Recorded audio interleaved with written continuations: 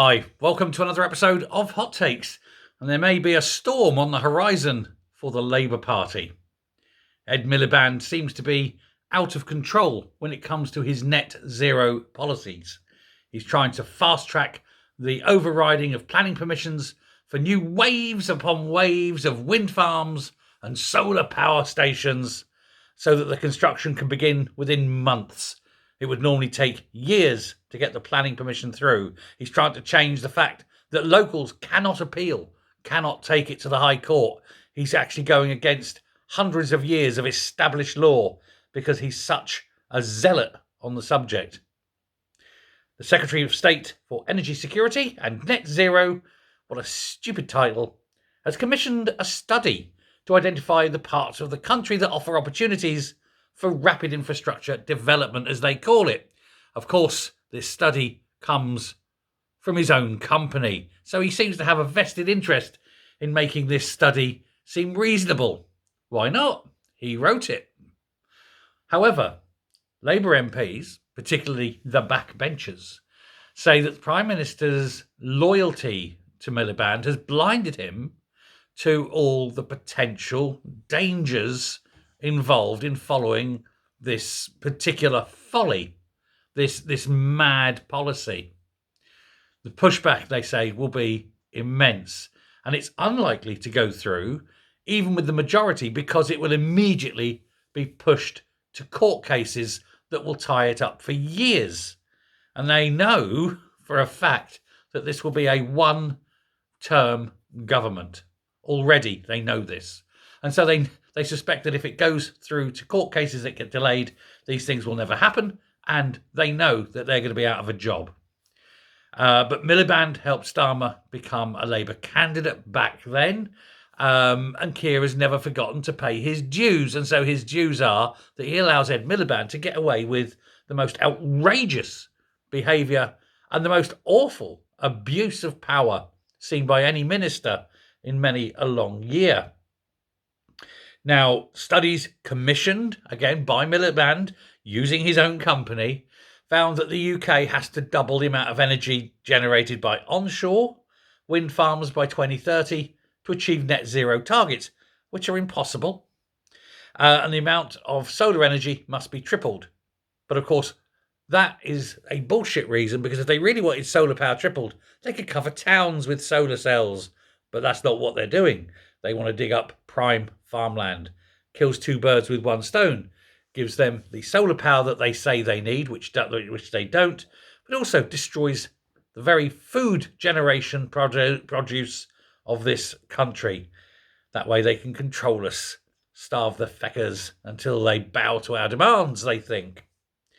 Scotland and Wales have also been identified, as well as East Anglia, to be destroyed, the natural beauty, the environment raped by these giant windmills and giant solar farms, just so Miliband can sit masturbating at night over how powerful he is.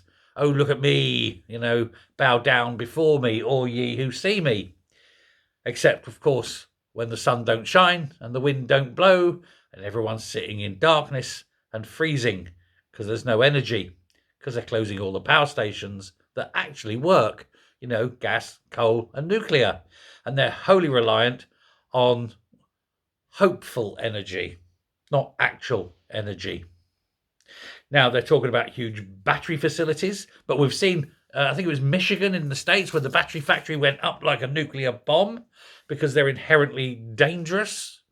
They have very nasty chemicals that leach once they go. It's not clean technology. You've seen the destructive power of the mining that goes on to get the technology for these batteries. Hardly good for the environment. They have huge poisonous lakes where these things have to be dumped. They say they'll be dangerous for 10,000 years. But hey, we've got to save the planet or something. There's thousands of kilometres of new cables. There's thousands of pylons destroying everything. And yet he is being allowed to push all this because he's the Miliband. He's the king of all he sees. He has effectively more power than Starmer. Starmer can't seem to stop him. But you know who can? It's the backbenchers, and they are very, very angry. Now, it's been made clear that some of these key projects are going to take so long, they have to be started basically before March next year. And so there's a lot of people now within the Labour Party starting to question this, and they want to answer. They're starting to ask questions, and they want answers to these questions, and they're withholding votes. Now the whips apparently are concerned. Their job, of course, is to whip the members into voting the way it is. However, the whips themselves are being told to FRO because they're saying that this is too important. My constituents don't want this. They're coming to me. They don't want their environment destroyed by all this. He says, and if I go with this, I'm done. And so the MPs are starting to question and ignore the whips. Now, if MPs ignore the whips, then the policy will fail. But also, the government will fail, because a government that can't whip can't govern. Harold Wilson found this out. That's why he went and left Jim Callaghan in charge in '76. That government did not last long either. Now, the big one for the backbenchers is the planning committees, effectively removing the power of planning from councils and putting it centrally into the hands of the government. This is for many, and for most, a step too far. It's a step beyond what can be expected, and they're just not up for it. They're really angry. Now, this blighting of our entire country with all this is something that angers people, communities, and MPs of all hues. And Miliband is finding this out very, very quickly. They're saying, why are we going back to these windmills when they're vastly expensive? They use more energy in their creation than they ever produce, and don't work. Why can't we just build nuclear power stations and be done? That way, constant, safe, clean energy, reliable, predictable. You're not reliant on anything except people doing their job, and ultimately producing cheaper energy. We could reduce fuel prices, and they won't do it. Well, I tell you something, 2029 is the end of Labour, and I don't just mean the end of this government. They won't get in for another generation, at least.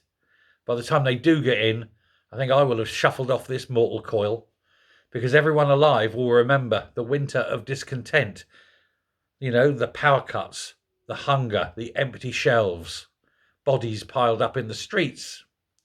That, of course, will be the true legacy of this Labour Party, because the energy they're promising ain't coming. Thanks very much. Bye.